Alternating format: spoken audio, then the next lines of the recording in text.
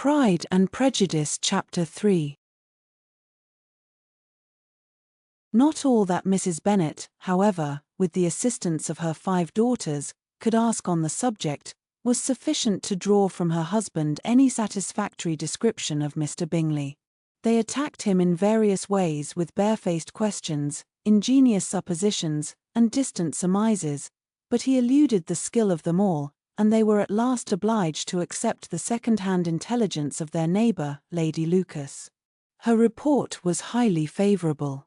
Sir William had been delighted with him. He was quite young, wonderfully handsome, extremely agreeable, and, to crown the whole, he meant to be at the next assembly with a large party. Nothing could be more delightful. To be fond of dancing was a certain step towards falling in love, and very lively hopes of Mr. Bingley's heart were entertained. "If I can but see one of my daughters happily settled at Netherfield," said Mrs. Bennet to her husband, "and all the others equally well married, I shall have nothing to wish for." In a few days Mr. Bingley returned Mr. Bennet's visit, and sat about 10 minutes with him in his library. He had entertained hopes of being admitted to a sight of the young ladies, of whose beauty he had heard much, but he saw only the father. The ladies were somewhat more fortunate, for they had the advantage of ascertaining from an upper window that he wore a blue coat, and rode a black horse. An invitation to dinner was soon afterwards dispatched, and already had Mrs. Bennet planned the courses that were to do credit to her housekeeping, when an answer arrived which deferred it all. Mr. Bingley was obliged to be in town the following day, and, consequently, unable to accept the honour of their invitation, etc. Mrs. Bennet was quite disconcerted. She could not imagine what business he could have in town so soon after his arrival in Hertfordshire, and she began to fear that he might be always flying about from one place to another, and never settled at Netherfield as he ought to be. Lady Lucas quieted her fears a little by starting the idea of his being gone to London only to get a large party for the ball, and a report soon followed that Mr. Bingley was to bring 12 ladies and 7 gentlemen with him to the assembly. The girls grieved over such a number of ladies, but were comforted the day before the ball by hearing that instead of 12 he brought only 6 with him from London, his 5 sisters and a cousin. And when the party entered the assembly room it consisted of only 5 altogether: Mr. Bingley, his 2 sisters, the husband of the eldest, and another young man. Mr. Bingley was good-looking and gentlemanlike. He had a pleasant countenance, and easy, unaffected manners. His sisters were fine women, with an air of decided fashion.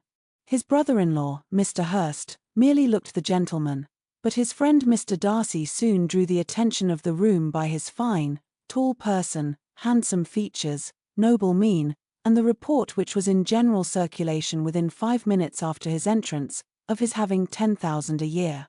The gentleman pronounced him to be a fine figure of a man.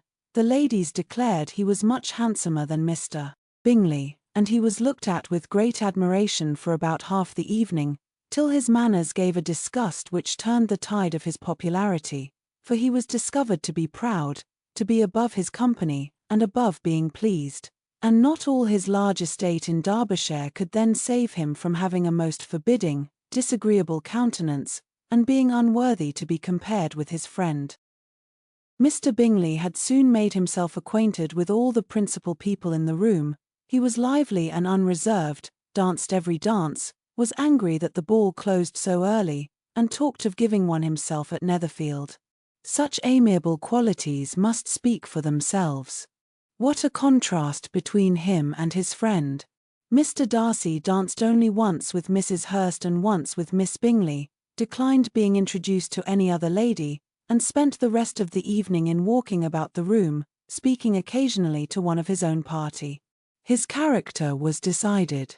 He was the proudest, most disagreeable man in the world, and everybody hoped that he would never come there again.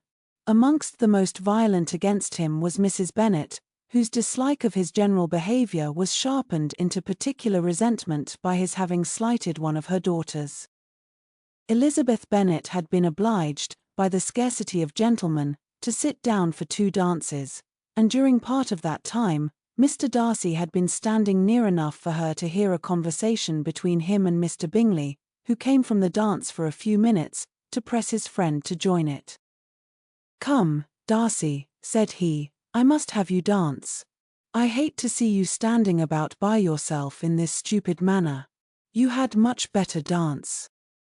"I certainly shall not. You know how I detest it, unless I am particularly acquainted with my partner. At such an assembly as this it would be insupportable. Your sisters are engaged, and there is not another woman in the room whom it would not be a punishment to me to stand up with."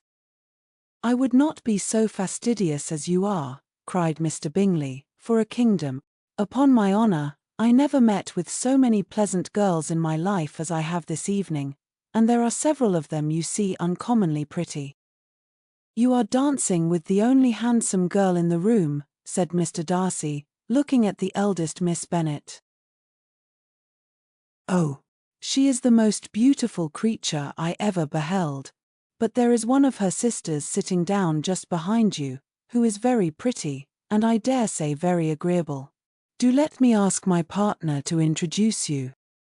"Which do you mean?" And turning round he looked for a moment at Elizabeth, till catching her eye, he withdrew his own and coldly said, "She is tolerable, but not handsome enough to tempt Emmy. I am in no humour at present to give consequence to young ladies who are slighted by other men.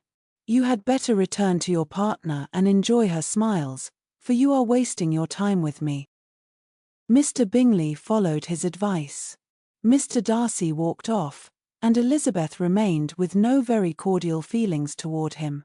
She told the story, however, with great spirit among her friends, for she had a lively, playful disposition, which delighted in anything ridiculous.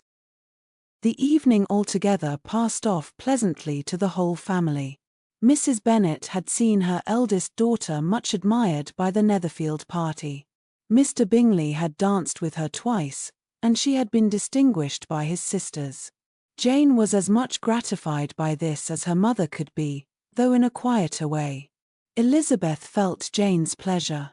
Mary had heard herself mentioned to Miss Bingley as the most accomplished girl in the neighbourhood, and Catherine and Lydia had been fortunate enough never to be without partners, which was all that they had yet learnt to care for at a ball.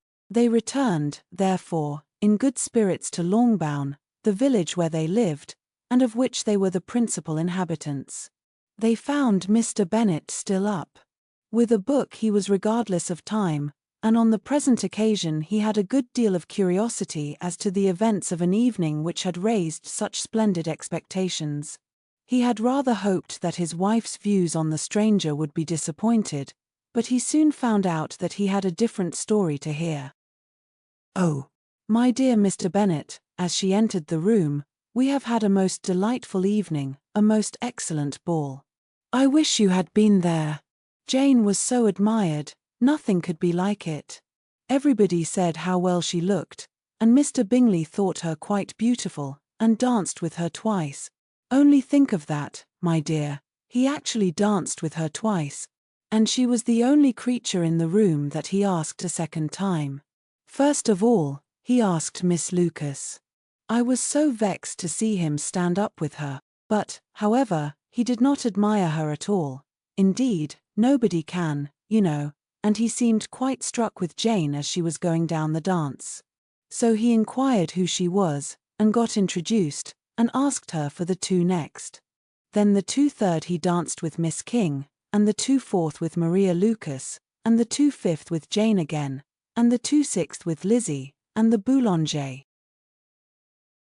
If he had had any compassion for Emmy, cried her husband impatiently, he would not have danced half so much. For God's sake, say no more of his partners. Oh, that he had sprained his ankle in the first place. Oh, my dear, I am quite delighted with him. He is so excessively handsome. And his sisters are charming women. I never in my life saw anything more elegant than their dresses. I dare say the lace upon Mrs. Hurst's gown." Here she was interrupted again. Mr. Bennet protested against any description of finery. She was therefore obliged to seek another branch of the subject, and related, with much bitterness of spirit and some exaggeration, the shocking rudeness of Mr. Darcy. "But I can assure you," she added, "that Lizzie does not lose much by not suiting his fancy, for he is a most disagreeable, horrid man, not at all worth pleasing. So high and so conceited that there was no enduring him. He walked here, and he walked there, fancying himself so very great, not handsome enough to dance with. I wish you had been there, my dear, to have given him one of your set-downs. I quite detest the man."